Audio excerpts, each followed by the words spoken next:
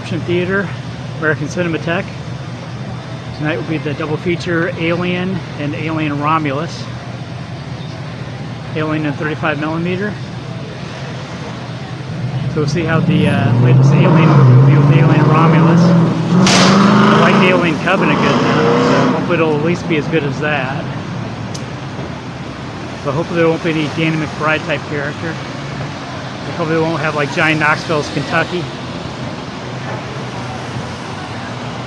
The Egyptian post-Netflix makeover, which is a lot better than the old days.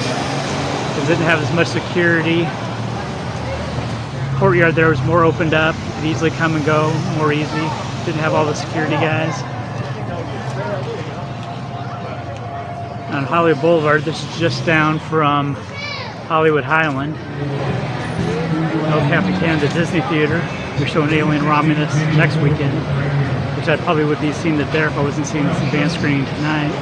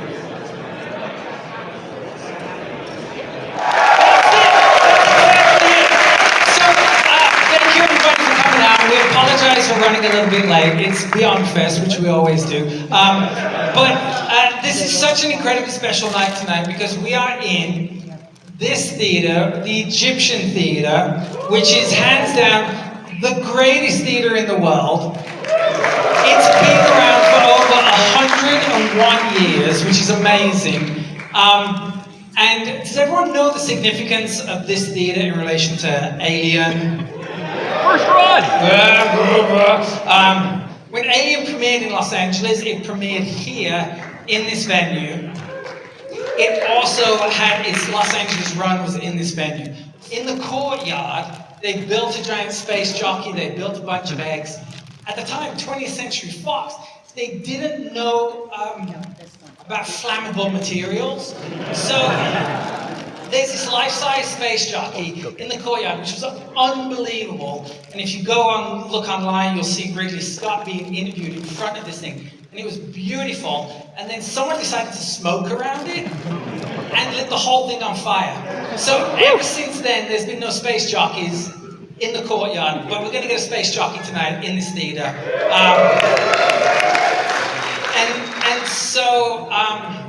So Alien, 35mm, and it's specifically 35mm because that is the format that Sir Ridley Scott requested. So in putting this thing together and working with the team, tonight is a beautiful print.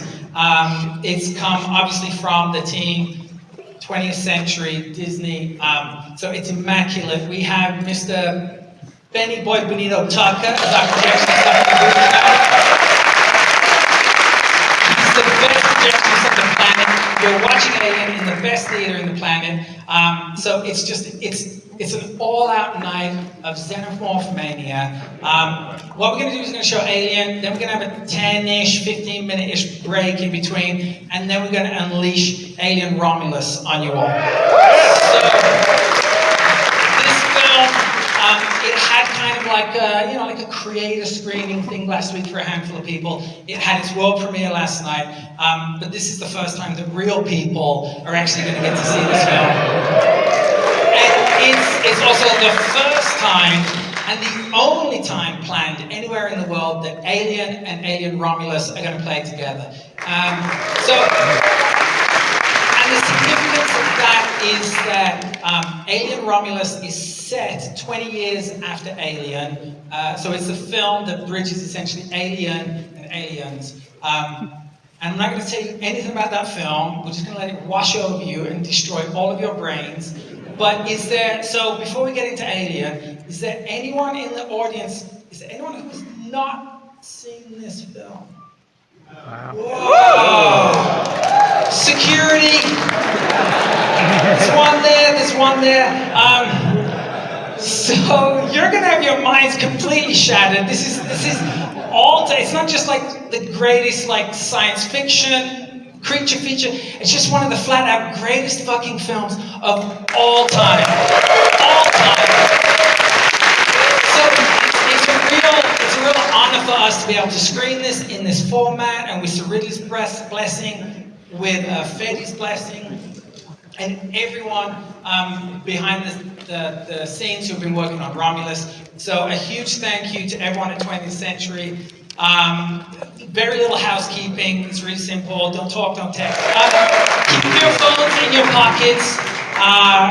Lyric, what else do we have to say? Thank you, obviously, to everyone at the American Cinematheque. We've got another screening here on September 3rd. We'll announce that about a week before. It's an all-out banger, so you're gonna need to come to that. And then Beyond Fest is September 26th to October 9th. Thank you. We're going to be at the Las Feliz 3. Everything is free there. We're going to be at the Aero in Santa Monica, and we're coming home to the Egyptian theater. So, life is beautiful. Thank you all so much for coming out. We'll do a time check at the end of Alien before we get into Romulus. But seriously, thank you all for coming out. This means so much to us. It means so much to Fedi and the entire team at 20th Century. So please enjoy Sir Ridley Scott's Alien from 1979.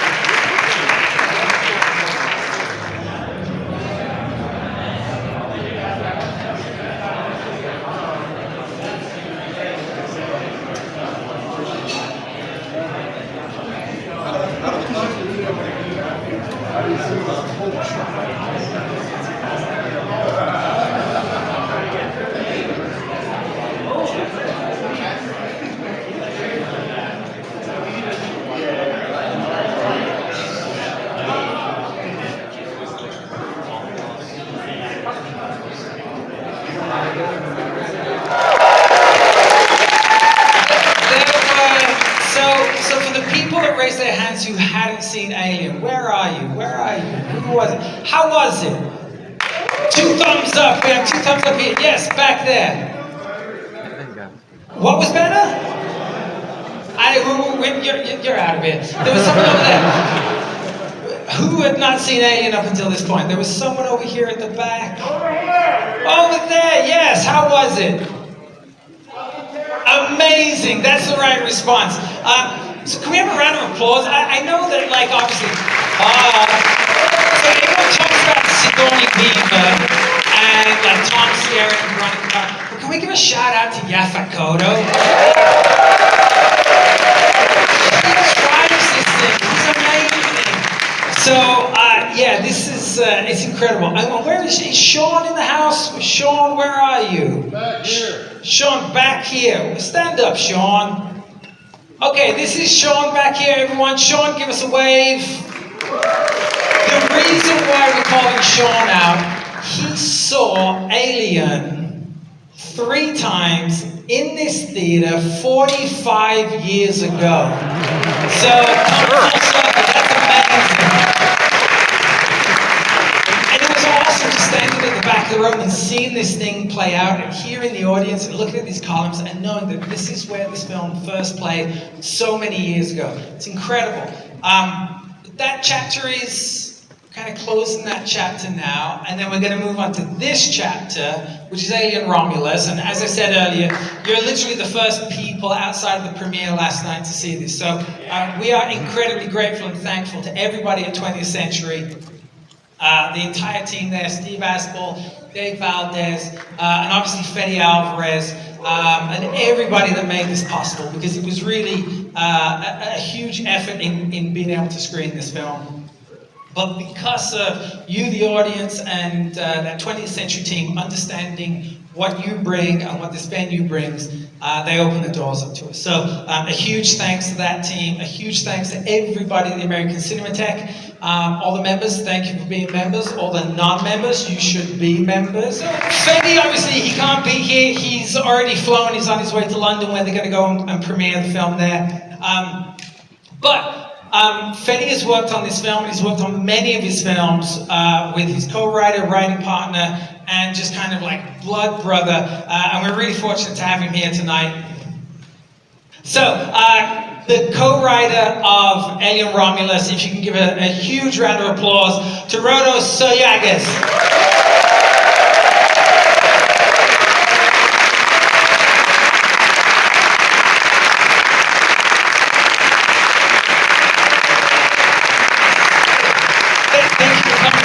So this is a nice surprise.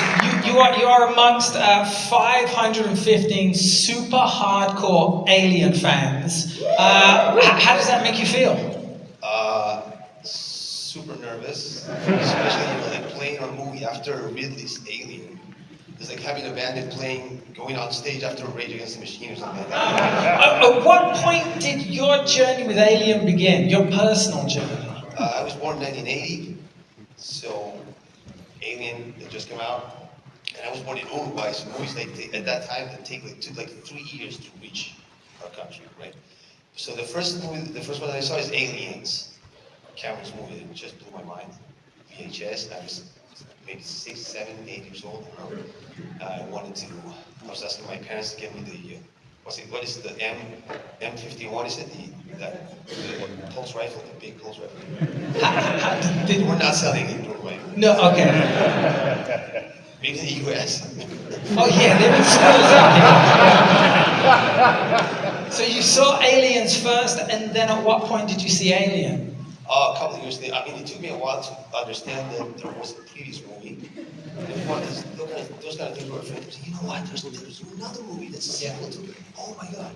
And then you go and try to hunt for that VHS. But it's tricky, finding those movies in Uruguay in the 80s. Good luck. You have to have a dealer. It's easier to get coke when you're 10 in Uruguay than Kids, cover your ears. That's the whole point. When I watch a movie that we would have loved to see when we were kids. That's the whole thing. And that was our path and our goal with this movie, trying to capture the feeling that we got when we watched it when we were kids.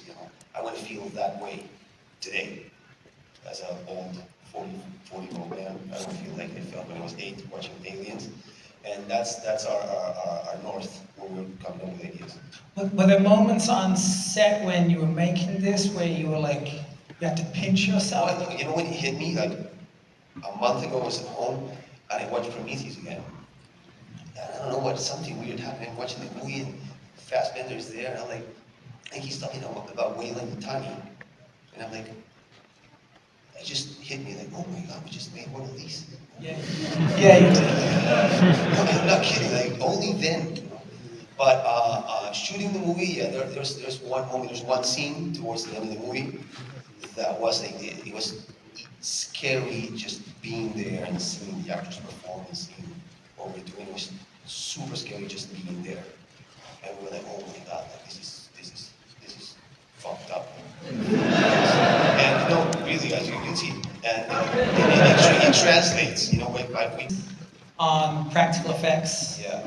Yeah, let's talk about that.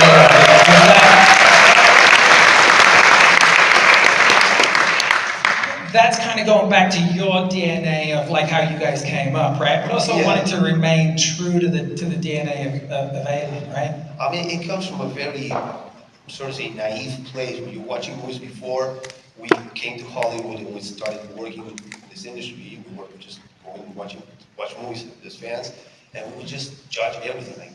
And so we thought, if we ever get to make it, we're going to make it the way. When we shot Evil Dead, the whole approach was, if Eddie likes to say, no green screen in this dojo. That's the first thing. And when we're going to shoot, we put the crew together, like, no green screen in this. Which eventually, I mean, there's stuff that you have to, I mean, we cannot shoot planets and space. But the things that you Next can Alien, you can. the things that you can do, you try to do. But quickly we found out shooting Evil Dead. The problem with that is very tricky because you have a the scene with a lot of blood, and we use a lot of blood in Evil Dead. And you go and you shoot it, it's like, great, okay, reset. It's gonna take the whole day to just clean this up. Oh my fucking God. And then it takes forever, and you understand why Hollywood tends to do CG. It's cheaper, easier, it makes everyone's lives easier. But you can tell, man, this is good, right? So we just go for that. And also because, you know, shooting green screen is super boring. We want to see what we're doing. And the actors appreciate it a lot because, you know, there's a real thing in front. So in this movie we built xenomorphs. There's like 3 or 4 different versions. There's a huge robot xenomorph. That's fucking amazing. And the actors acting with that machine is just mind-blowing. So I hope if we gather enough of you guys to buy tickets and the studio's happy and they make money, then we'll continue to allow us to do this. So that's an important point. No one in here bought a ticket. You gotta go to Fandango when you get home tonight and buy tickets for this weekend, okay? Even if you don't go, make it IMAX, because that's a higher gross. But in all seriousness, and I say this a lot, right? If you guys don't talk about this film and tell your friends, and if you don't go on your socials, films like this, and filmmakers like Rodo and Fetty don't get to make these films. And we need more Rodos, we need more Fettys. So please support this film.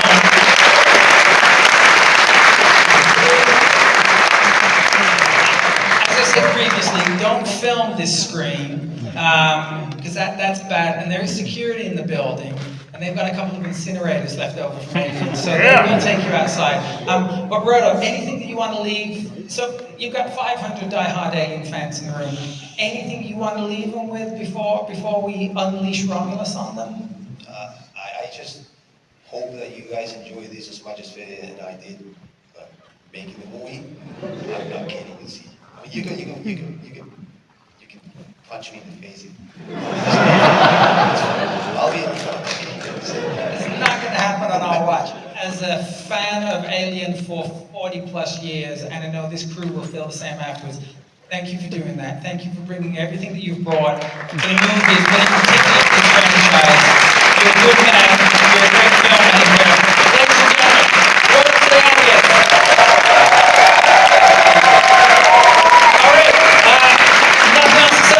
Alien Romulus. Okay, let's do it. Enjoy, everyone. Thanks for coming out.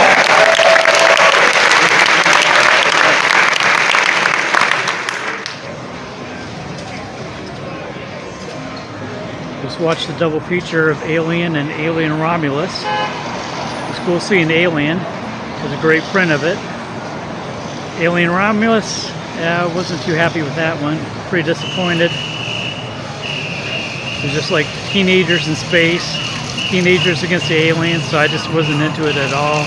Just felt like a fan film, and I just didn't care about the characters at all. I mean, I was somewhat interested in the android guy, but otherwise, yeah, I just wasn't engaged at all in any of the characters. It just didn't really work for me at all. Great seeing the first one, but yeah, definitely a one-time watch for Alien Romulus. Like, I mean, I like Alien Covenant like 100 times better than Alien Romulus, but hopefully everyone else liked it a lot better than I did, but for me it didn't work at all.